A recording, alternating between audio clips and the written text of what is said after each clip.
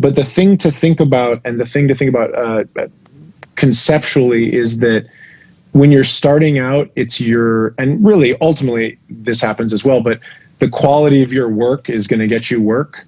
So early on, you're not going to be able to charge until you get things, until you make records that people are approaching you because they love.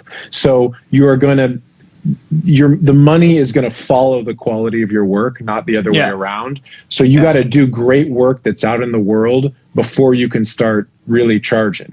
Because if people don't know what you're doing, or, you can send people great quality mixes, but them hearing it out in the wild is what's going to get them to approach you. So you're going to get paid less money starting out, and it's, you can call it paying your dues or whatever you want, but you have to make really high quality stuff for low money, and then the money will follow that.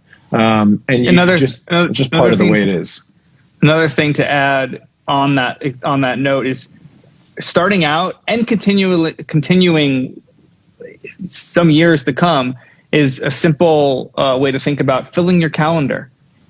You want to work X amount of days, X amount of hours per day. Put that in your calendar and fill it. If some of it is filled with free work, you need to practice anyway. Fill that time with something for a homie. Reach out to someone on Instagram that you think is dope, but don't reach out to them saying, I want to mix your shit, then charge $1,500 for it. Reach out and say, hey, how can we work together? Well, I got time this week. Let me do one for you. I think you're dope. And fill the calendar.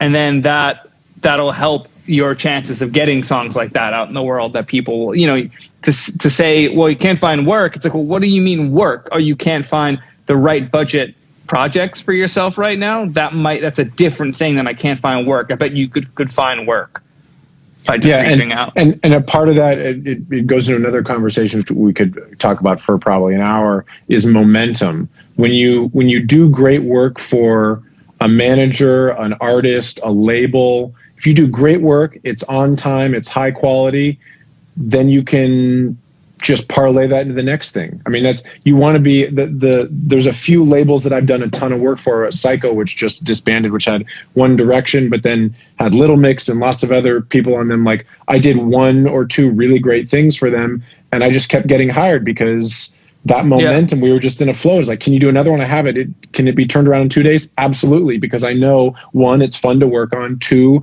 they pay decently, and 3, I'm going to keep working with them. And so that's another, it actually gets back to the, should you move to a big city, working with people consistently, compound relationships, as the tech investor and philosopher Naval talks about. Compound relationships, like compound interest, are hugely important. You want to be working with people for years, and oftentimes that starts out no one's making any money, and then you all win together and make a whole bunch of money.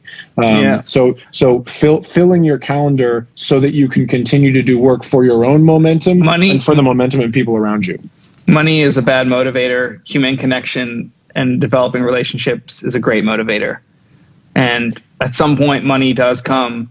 When songs are being streamed, money is being generated. It's got to go somewhere. So some of it's going to come to you if you worked on a song that's doing well. Yeah, and look, it's tough when you're working out, when you're starting out. I recorded my first band at 11 and got my first big check at 28. Yeah, right. So it only took me 17 years of making it because I wanted to make it. And yes, I tried to make money in there, and I did entrepreneurial stuff, and I had a record label, and we were putting on shows, and I was thinking about how do we make a little profit here, a few $100 here. But it was like 17 years of recording bands and mixing and that sort of thing before I made real money.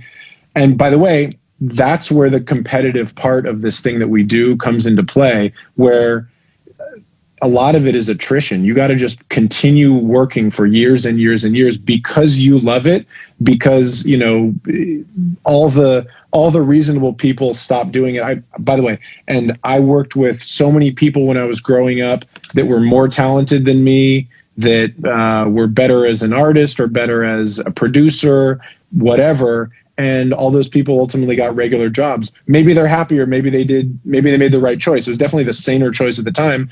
But I just kind of kept grinding it out, and I had great opportunities meeting people and working for people and great collaborators. But it took 17 years. So I didn't feel like I became an adult until I was like 29, I was like, oh, I'm going to be able to have a career with this.